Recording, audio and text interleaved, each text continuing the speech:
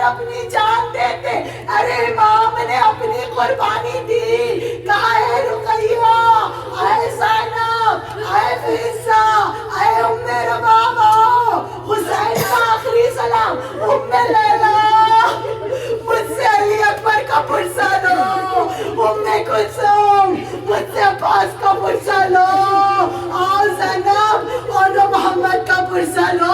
آؤ میری بچی سکینہ مجھ سے بھائی علی اصغر کا پرسہ لو. بیویوں تمہارا ماتم کسی نے نہیں کیا، تمہارے بابا پر کوئی نہیں رویا. اے بی بی سکینہ آئی ہے، یہ بیویاں آئی ہے شہزادی کو پرسہ دینے. آزاد محترم آپ نے سنا ہوگا میرا آقا اپنے گھوڑے پر جب سوار نہیں پایا ایک نشیب میں اترا. ملاؤن نے میرے مولا کے بالوں کو ہاتھوں سے تھاما، کھینچا. ملاؤن نے دوش رسالت پہ سوار ہونے والے کے دھوٹ پر سوار ہو کر گستاخی کی. میرا مولا کہتا رہا اے زینب خیمے میں واپس چلی جا. شیبر کہتا رہا نہیں زینب واپس آ جا اگر اپنے بھائی کو دیکھنا چاہتی ہے. بیویوں اس عظیم الشان قربانی امام حسین کے بعد باوجود اس کے بھی کربلا مکمل نہیں ہوئے.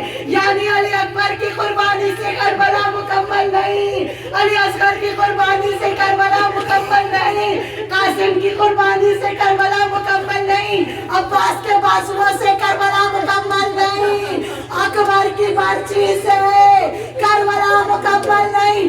خود مظلوم کربلا کو زندہ ٹاپوں سے کچلے جانے کے باوجود، پائمال کرنے کے باوجود کربلا مکمل نہیں ہوئی. کربلا مکمل کب ہوئی جانتے ہیں؟ جب ناموس رسالت جناب زینب نے ہاتھوں پہ رسیاں بندھوائی، چادر چنی، ملاؤن کے ہاتھ کے تماچے کھائے، تازیانے کھائے، لیکن میری بی بی نے کبھی اس غم کا تذکرہ نہیں کیا. کیا تو بھائی کا تذکرہ رک رک کر ہر جگہ بتایا. انا دختر علی ابن ابو طالب، میں ہوں جو ابو طالب کی پوتی علی کی بیٹی ہوں. یہ جس کا سر جا رہا ہے یہ حسین کا سر ہے. بیویوں دل کھول کے پرسہ دو، ہمیں یقین ہے شہزادی آئی ہے. بی بی آئیے، آپ کے لال کا ماتم کرنے کے لیے بی بی آئیے. یہ تابوت سجایا ہے بیویوں. ارے آپ کے لال کا کسی نے ماتم نہ کیا. میری شہزادی نے کلسا سیا تھا، رو رو کر روتی جاتی تھی، سیتی جاتی تھی. بچہ چھوٹا تھا، جوان کرتا کیوں سی رہی تھی؟ نہیں، کوئی ایسی ماں نہیں ہوگی جو اپنے لال کا کفن سیے. بی بی اولاد والی ماں بیٹھی ہے. ذرا تصور کرو، میرے مولا نے کہا تیتی پوشاک جو اماں نے ملا دو زینب، اپنے ہاتھوں سے کفن مجھ کو پہنا دو زینب. میری شہزادی نے کس طرح سے کفن پہنایا تھا بھائی کو، لیکن جسم پر وہ کفن بھی نہ رہا. لوٹنے والوں نے میرے مولا کا کرتا لوٹا اور جسم کو بے سر و سامان چھوڑ دیا. ٹاپے گھوڑے کی جسم و بن کو الگ کرتی رہی.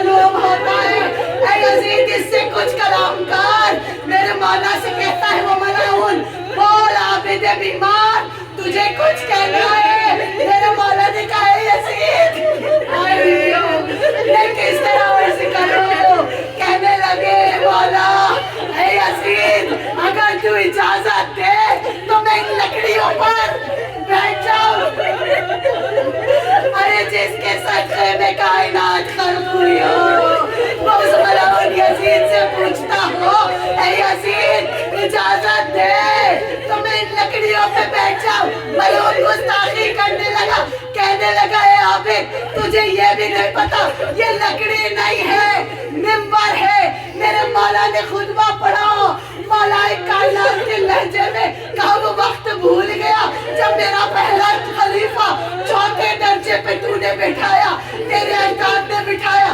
میرے مولا نے اس وقت کہا تھا علی مرتضیٰ نے کہ یہ منبر نہیں ہے لکڑیاں ہے۔